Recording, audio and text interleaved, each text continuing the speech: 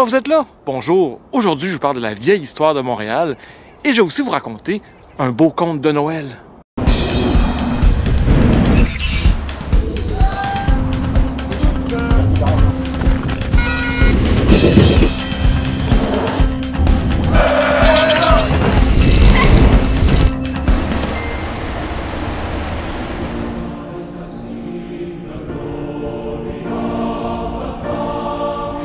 Tout commence le 24 décembre 1642, alors que les tout premiers colons de Nouvelle-France s'apprêtent à fêter Noël.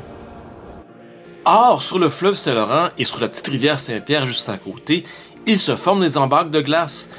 Des embarques qui font monter le niveau de l'eau et qui risquent d'inonder le fort. Alors le fondateur de Montréal, Paul Chomédé de Maisonneuve, décide d'aller planter une petite croix aux portes du fort. Si cette petite croix-là tient encore le lendemain matin, ça veut dire que le fort va avoir été sauvé. Il fait aussi une prière et une promesse à Dieu. Il ira planter une plus grosse croix au sommet du Mont-Royal, si le fort est épargné. Et la nuit de Noël 1642, il y a eu un petit miracle. Donc, les palissades du fort de Ville-Marie ont survécu. Elles n'ont pas été emportées par les flots. Donc, si ça avait été le cas, je pense que j'aurais pas été là pour vous en parler. Et donc, Maisonneuve va tenir sa promesse. Et c'est le 6 janvier 1643, jour de l'Épiphanie, que Maisonneuve et son équipe montent sur le Mont-Royal avec la croix. Bon, cette gravure est sûrement très romancée, parce que je doute fortement que Maisonneuve a monté la croix sur son dos. À l'époque, au mois de janvier, ça devait être très difficile de monter le Mont-Royal. Il n'y avait pas du tout d'escalier comme on a aujourd'hui.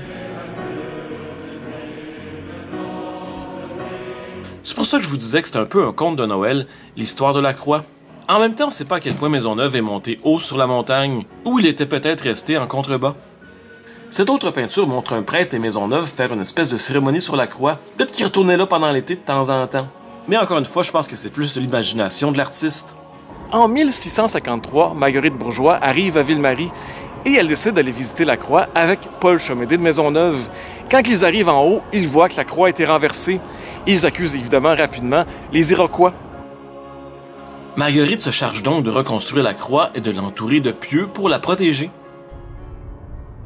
À travers les siècles, la nature a fait son œuvre et la croix originale, ou celle de Marguerite Bourgeois, a depuis longtemps disparu.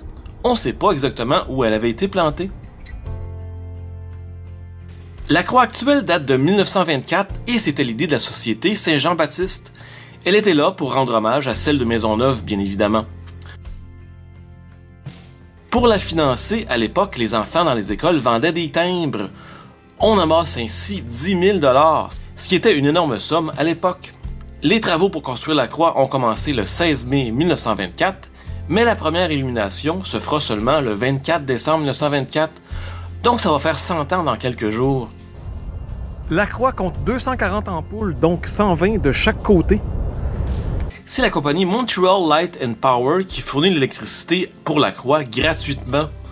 Je vous rappelle que c'est la Société Saint-Jean-Baptiste, qui n'est pas très en faveur des Anglais, qui avait créé la croix. Ça aurait été vraiment le fun de venir filmer le soir avec toutes les ampoules illuminées, mais déjà que j'ai eu de la misère à m'orienter sur le Mont-Royal en plein jour, je ne sais pas ce que ça aurait été le soir. La croix fait donc 33 mètres de haut, et en temps clair, on peut la voir jusqu'à 80 km de distance. En 1929, la Société Saint-Jean-Baptiste fait don de la croix à la ville. C'est donc maintenant à la ville de s'en occuper et de faire son entretien. À l'époque, on pouvait changer les ampoules, ce qui permettait les changements de couleur. La couleur mauve indique la mort d'un pape, la couleur jaune indique un nouveau couronnement, et la croix est devenue bleue lors des fêtes de la Saint-Jean-Baptiste de 1975. En 1992, on change les ampoules pour faire un système de fibre optique et de lumière d'aile, ce qui permet un changement de couleur beaucoup plus rapide.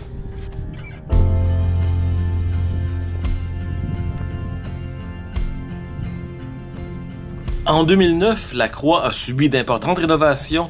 Elle n'a pas été illuminée pendant plusieurs années. Et la base qu'on lui connaît aujourd'hui en métal date de cette année-là, 2009. Quand on se tient sur le socle de la croix et qu'on regarde d'en haut, la structure me fait beaucoup penser à la Tour Eiffel. Donc, si la croix du Mont-Royal est un fort symbole religieux, je crois pas qu'il faut la modifier ou la changer. C'est un témoin important de l'histoire de Montréal, et ce, depuis ses tout débuts.